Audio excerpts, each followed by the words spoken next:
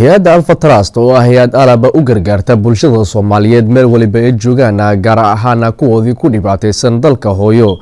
ayaa munaasabadan ay iskugu yeertay qaybaha kala duwan ee bulshada Soomaaliyeed oo ka kala yimid daafaha caalamka iyo waliba sidoo kale wadankan Ingiriiska ayaa ujeedkeedu wuxuu ahaa mid inta badan dhaqaale loogu ururinayay sidoo kale baaq loogu danayay bulshada inay la baxaan sadaqada maadaama muhiim ay u tahay noloshooda dunida iyo waliba tan aakhiro. marti sharaftii halkaasi soo xaadirtay oo kala yimid daafaha caalamka ayaa dhammaantood hambalyo iyo waliba bogaadin u diray waxqabadka iyo waliba dadaalka ay muujiyeen madaxda iyo shaqaalaha ururka Alpha Trust ayagoo intaasi kadib markay daawadeen muuqaal halkaasi ay ku soo bandhigtay Alpha Trust laga dareemayay wajiyadooda dareen muujinayay inay aad ugu xiyiheen dhibaatada la qaybsanayaan walaalahooda Soomaaliyeed ee ku dhibaataysan dalka. ayradii laga qoostay adhigiina dhammaaday awrkii soof u adkaa iyo ishinkiiba fadhiistay ummadii ay sigatee noloshiina adkaatay Alpha waa ti kacday arladoo dhan martee inta ugu degtee af Soomaaligu gaadho adinkeeda dhigtee iyadoon kala soocin eexna qaar u samaynin u adeegtay dadkii ammaanna way mudantee u duceeyay Alpha. We need to help each other despite where we came from in Somalia. Alpha Trust is perfect example of it. May Allah bless the team because they are giving their time to help people in need. I always believe, if you help enough people then you will get what you want. Inshallah. maantana Alpha Trust waxay noqotay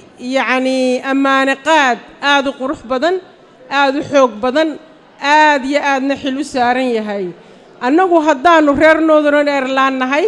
caddaan iyo madow gaal iyo islaam waanu garab taaganahay idinkana waxaan idinka codsanayaa in xil weyn iska saartaan oo taageerada Alpha Trust aynu u hayno aynu sii xoojino. Alpha Trust aad ayaan ugu mahad celinaynaa sidoo kale anigu ku hadlayo magaca ururka isbahaysiga iyo dad badan oo reer Sweden oo ila jooga oo badan yihiin kulli ma soo tiri kara laakiin meeshan waxaan u nimid oo aan u joognaa in aan garab istaagno Alpha Trust si aan markino dadkeenay Soomaaliyeed wax ugu qabano. intii munaasabada ay socotay ayaa maamulka Alpha Trust halkaasi waxay shahaado sharaf ay ku gudoonsiyeen qaar ka mid ah shakhsiyaad ay ayaga u gorteen in dadaal weyn ay la imaadeen sanadkan hay'adana wax badan ay ku soo kordhiyeen. Alpha Trust idinka geedan la isiiyay without you idinka dhamaantiina ani ma heli lahayn idinka iskale kulligiin all of you. waxaan mahad weyn u soo jeedinayaa dadka aasaasay macnaha Alpha Trust qaasatan gudoomiyaha Daahir Cali Kulmiye iyo Cabdisalaan Muumin shaqo weyn ayay hayaan oo ay u hayaan bulshada Soomaaliyeed waxa aan dhamaantiin waajib nagu ah in aan taageerno annagoo kaashanayna shacabka Soomaaliyeed meel waliba ay joogaan meel waliba ay caawi isaga yimideen runtii iyagana waa u mahad celinaynaa la'aantoodna annaga wax ma qaban karno insha Allah in sanadka soo socdana waxaan jecelnahay inaan xoog ka saarno in dadka aan gaarsiino wixii aan gaarsii karno ayna ka mid yihiin goobaha waxbarashada kale caafimaadka kale ceel biyoodyo kale goobo inaan u helno dadka ay ku midaysan yihiin. sanad waliba xilligan oo kale markii la gaaro ayaa ururka Alpha Trust magaalada London wuxuu ku soo bandhigaa xaflad mid la mid ah taasoo loogu dan leeyahay in lagu soo bandhigo sanadihii la soo dhaafay waxyaabihii la qabtay sanadka soo socda waxyaabihii ay tigsanayeen ururka Alpha.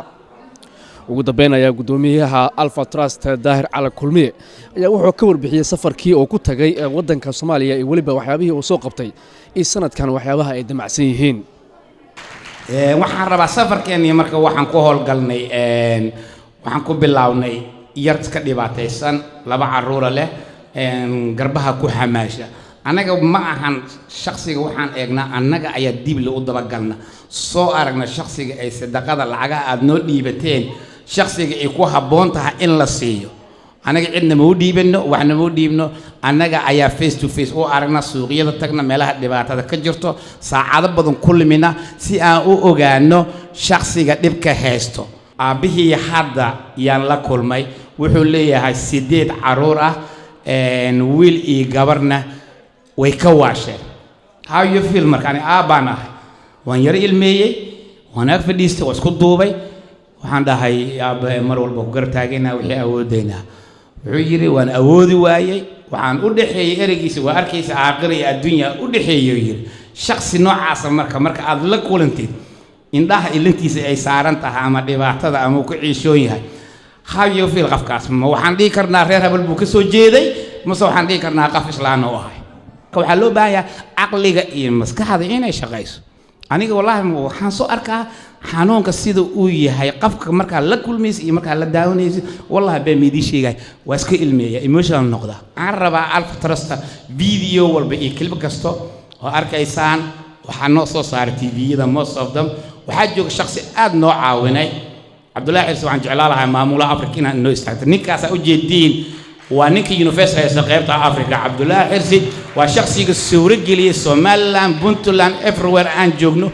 in markino noor soo galo anigoo ku hadlaya ururka dhammaan iyo shaqaalooda waxaad nagu tiin dad nagu qaaliya dhibka aad caawin jidka soo marteen iyo lacagaha aad keenteen waxa muujisan hooyo Soomaali inaad u geyseen meesha doonta ka soo jeedo ma aha markii ugu horeysay ee xaflad midda mid ah ee ku soo bandhigaan hay'adda Alpha Trust balse munaasabadan ayaa ku soo beegmaysa xilli dhawaanahan maamulka Alpha Trust oo la shaqo ee kaga soo laabteen dalka hooyo Cabdirashiid Maxamed Nur Cabdirashkiin Universal TV